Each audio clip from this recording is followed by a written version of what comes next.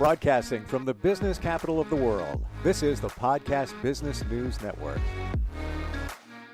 I think many of us take it for granted when we pass by a house or a building. We look at it and say, man, that's a really nice looking building. There's a lot of work that goes into it, not just the construction. Let's go before that, the design of that building. And it all starts with an idea and a great architect. And he is here. He has designed many, many commercial and residential structures in the New York metropolitan area. His name is John Riggio, and he's back on the program. Hi, John. How you doing? Hi, Steve. How are you? I'm good. I'm good. It's good to have you here.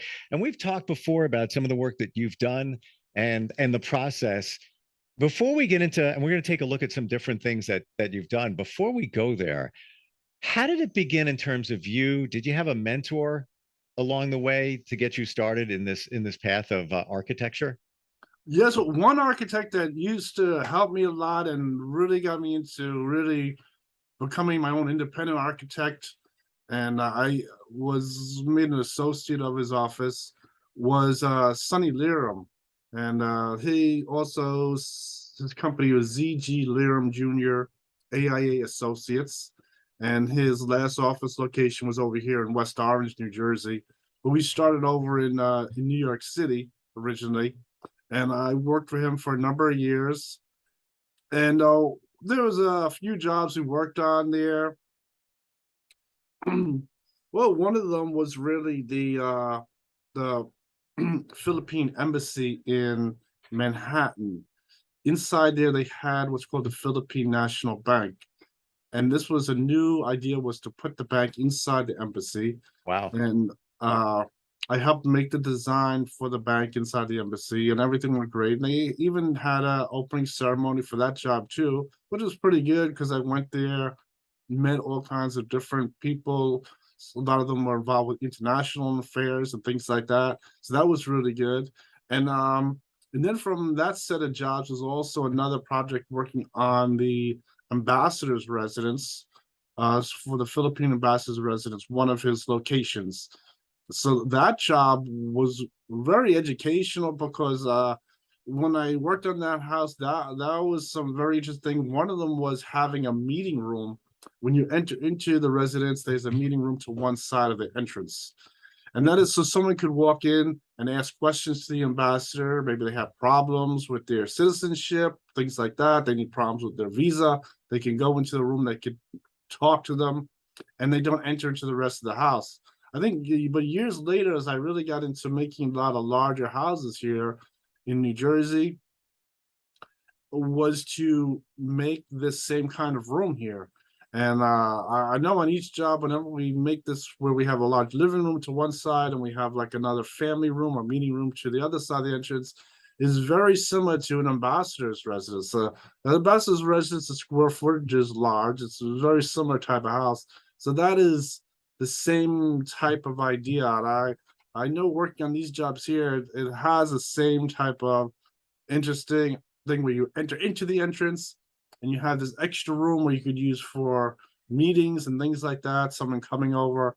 And it isn't really a big thing where you walk into the living room or the kitchen or dining room. You'd really use this room to the side. It'd either be a meeting room or a small family room. So and that is like, John, it sounds like you've designed it so that somebody goes through the front door, the front entrance, and can go immediately into that room. So it's almost as if we can take care of business, so to speak, before you enter the actual living quarters of the ambassador.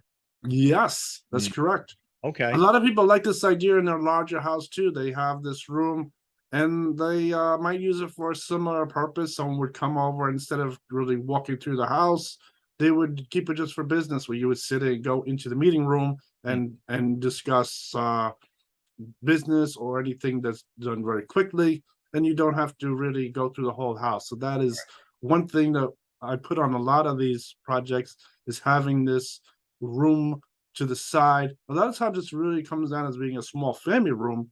They use it as a family room also, but it has the same kind of purpose. It could be used as a quick meeting room, things like that.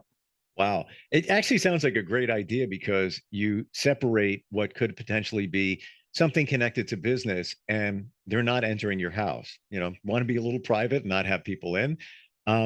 The other thing you said with the other Philippine structure in New York City, where they incorporated a bank inside, that must have been challenging from an architectural standpoint because you have massive security issues, right?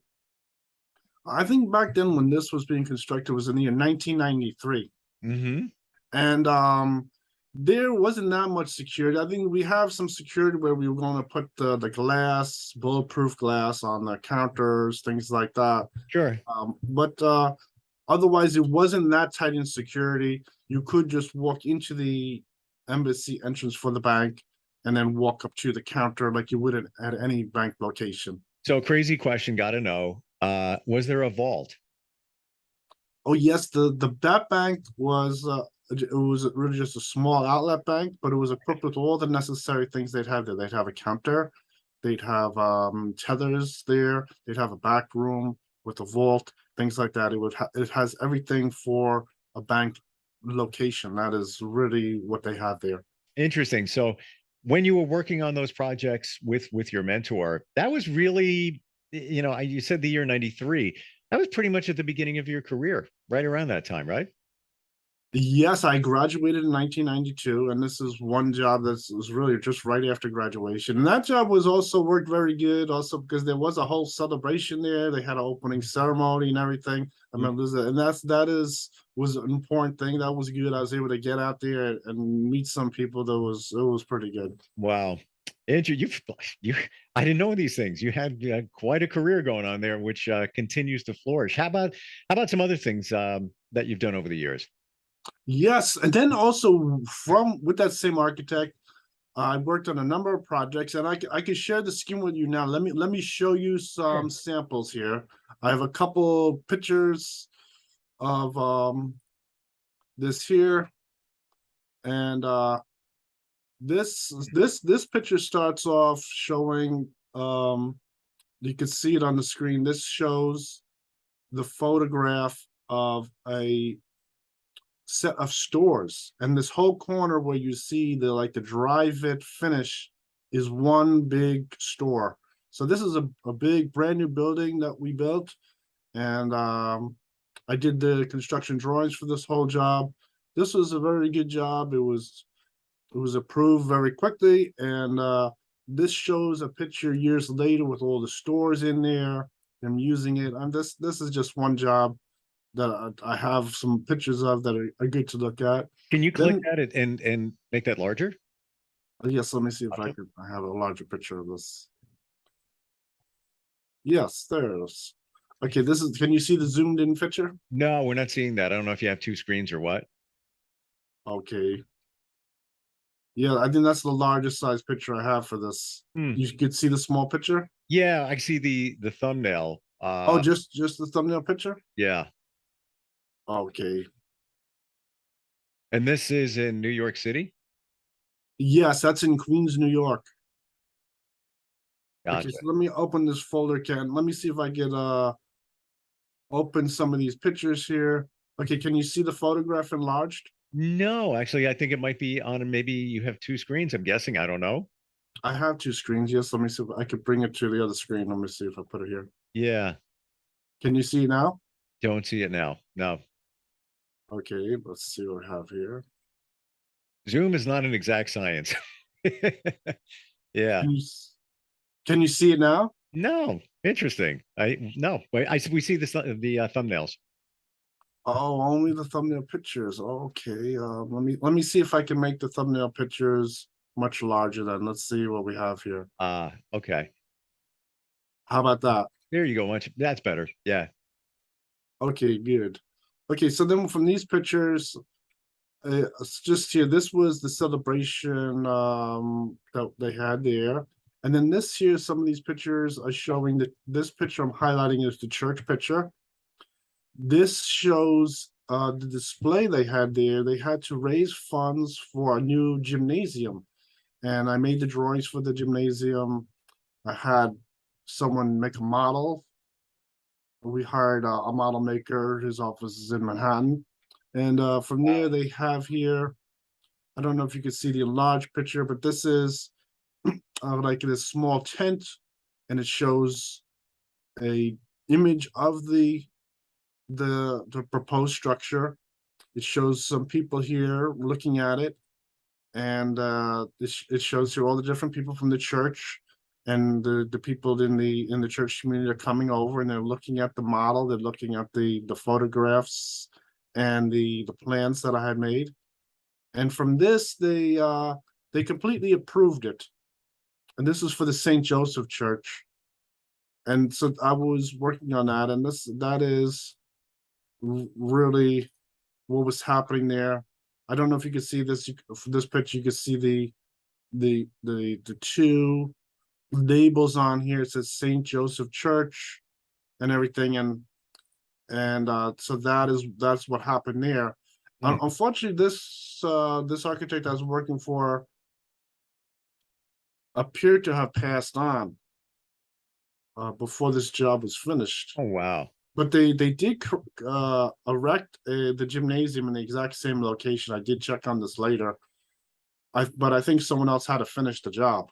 But So this job at the present time, we did help raise the funds and everything with the original plan, and they probably used it to finish the job on this project. But that is what had happened there. But this so was a very nice project, and at this time we were also working on another project which was really good. Was a brand new Benihana and a community center that we were also building. Was another project that we were working on that was very good. Okay, so let me just close this now. I want to ask you, John, related to the church project, that was a design of a school or a church? Because you mentioned gymnasium. Yes, it's part of the church. They have like the church, then they have the church education building, and then attached to it is a gymnasium. And this is so it added on some office space, and it added on a full gymnasium with lockers there that are shown, and so they did construct that. It was constructed. Unfortunately, this architect something did happen. There was a personal problem where he was no longer present to finish the job. That's really what happened. That must have been a unique project because you're designing a church and sort of some of the parts of a school at the same time. What was the biggest challenge in that project, and what was your favorite part of that project? Yes, I think this job was really this whole presentation I showed with the photographs where we had the model maker make the model.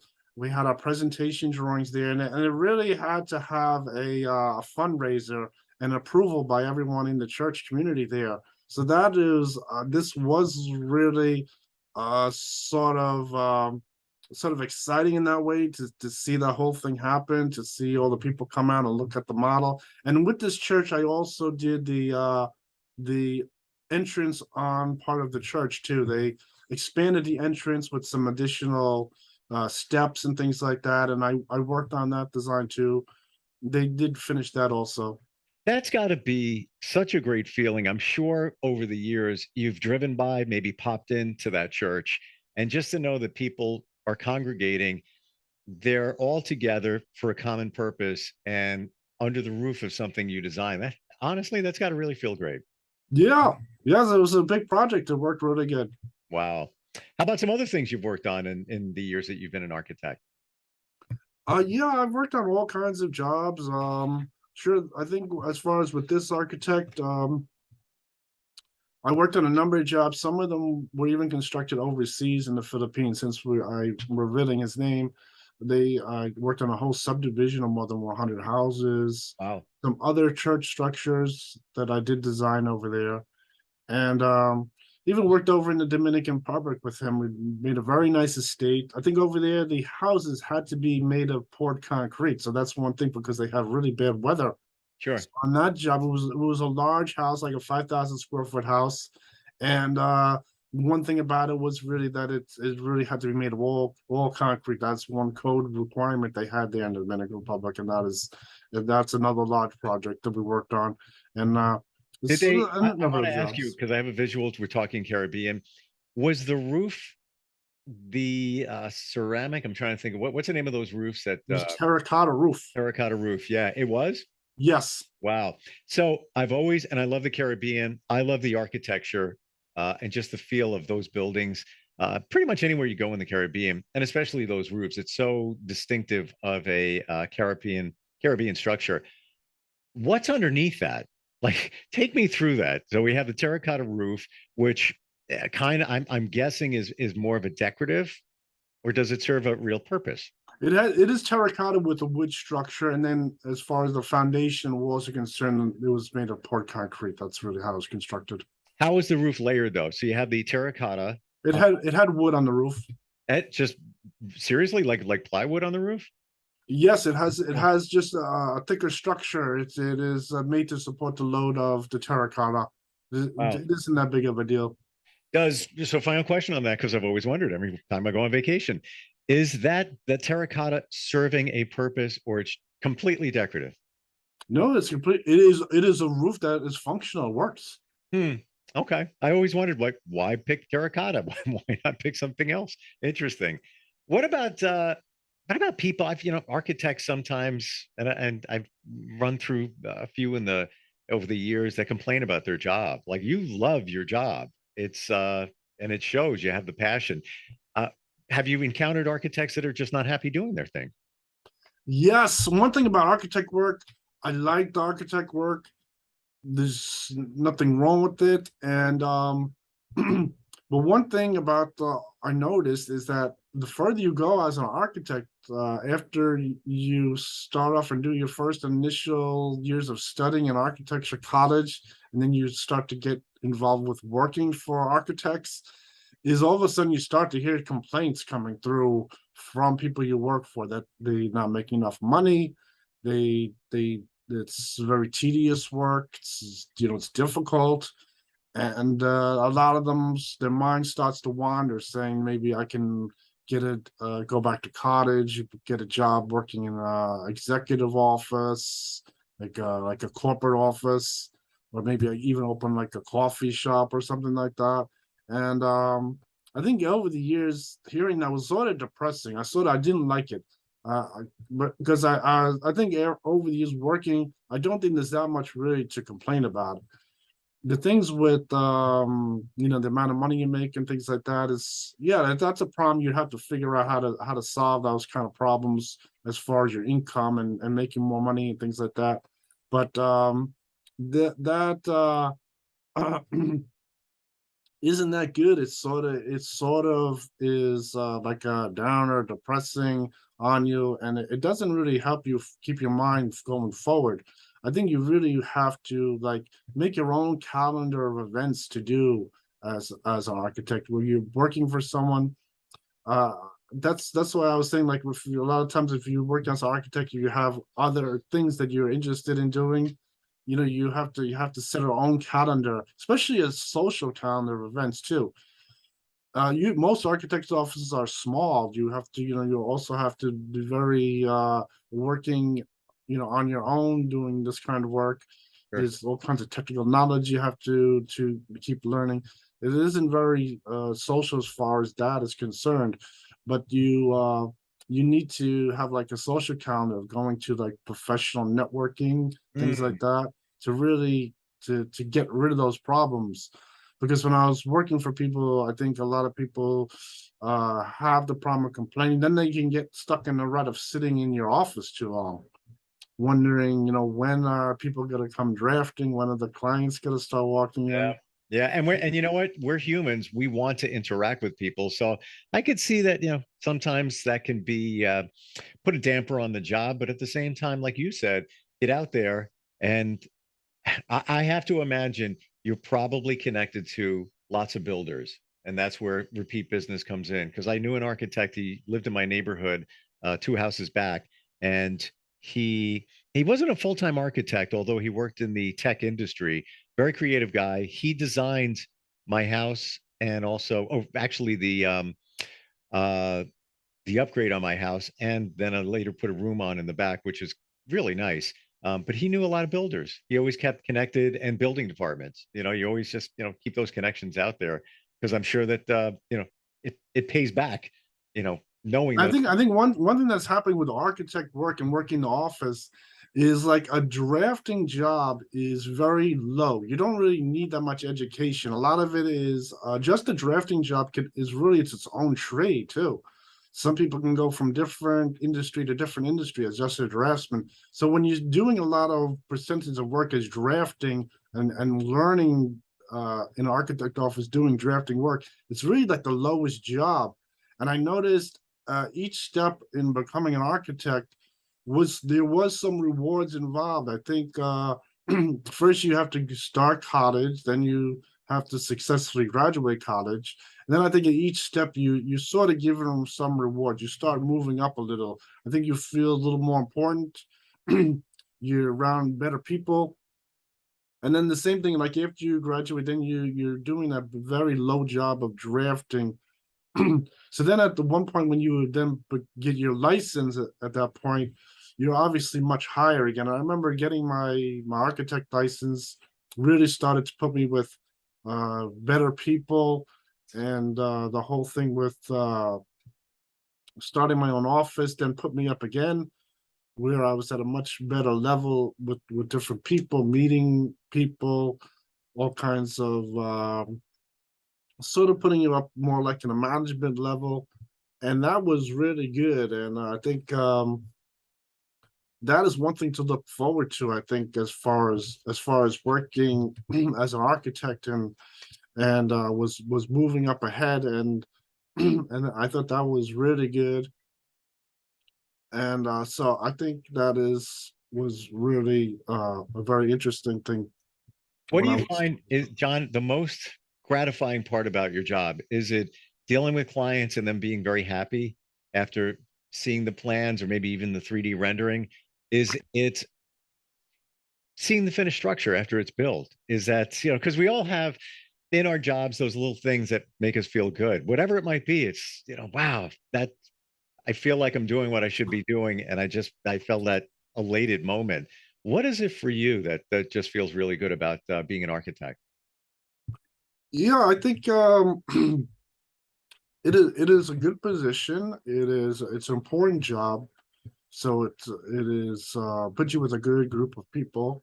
And it's also very good that you can get out and meet different people too. I think as an architect, like I was saying, you don't want to stay in your office.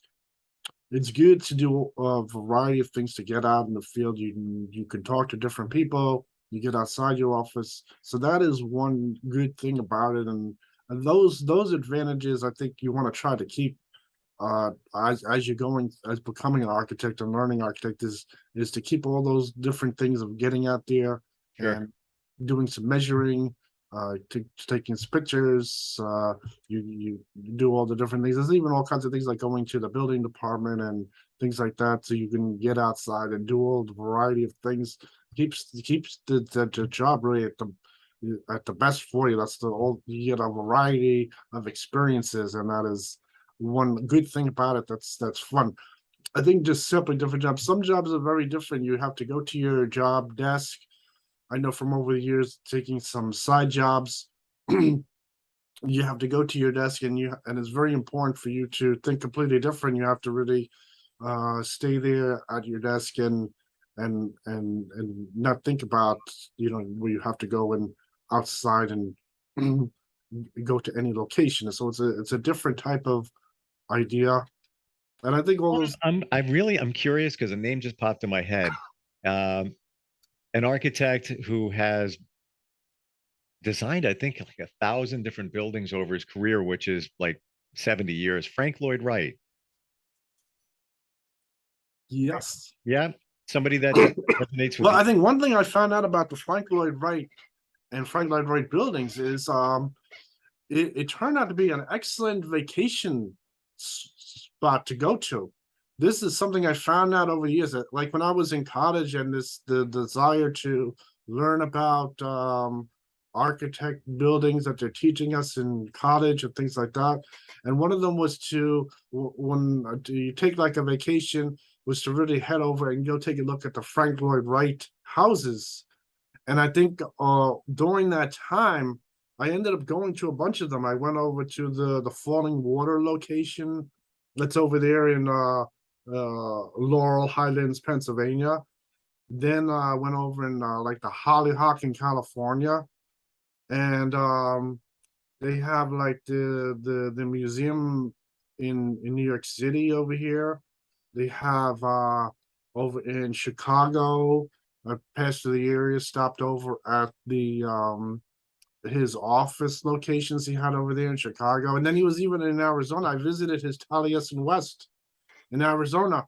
So when Wow. I was on vacation over there, and I went over, I stopped over to Taliesin West there, and it's really good. And I noticed they he does a lot of things like with art and art history, art craftsman things, and it's always you always get some nice souvenirs because he had the whole thing with the wind chime factory, and he has a whole assortment of these really amazing souvenirs like this pen holder, this like the candle holder, and then he has like all kinds of different souvenirs you can buy from the gift shop there, and those are always nice to bring back home and you have them with you.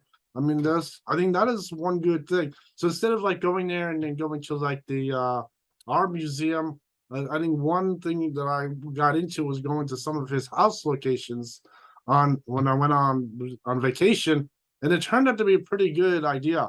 I think it was a good experience, and it is a good location on vacation when you go, sightseeing. And he I had has no that idea. whole thing was very good. It was a very nice thing to do, and I saw a bunch of his houses all over the country. It's funny that we're talking about him, but I believe he passed, it's got to be over 60 years ago, and he was in his 90s at that point. And all the stuff he had done was so far back, but we're still talking about it, and his designs still hold true today.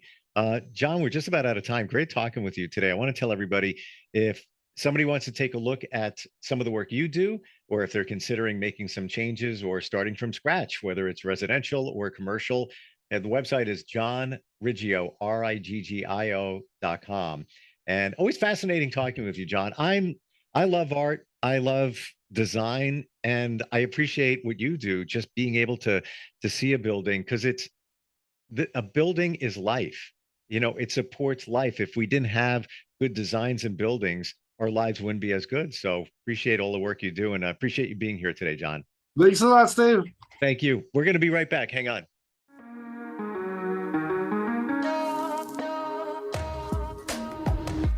Broadcasting from the business capital of the world, this is the Podcast Business News Network.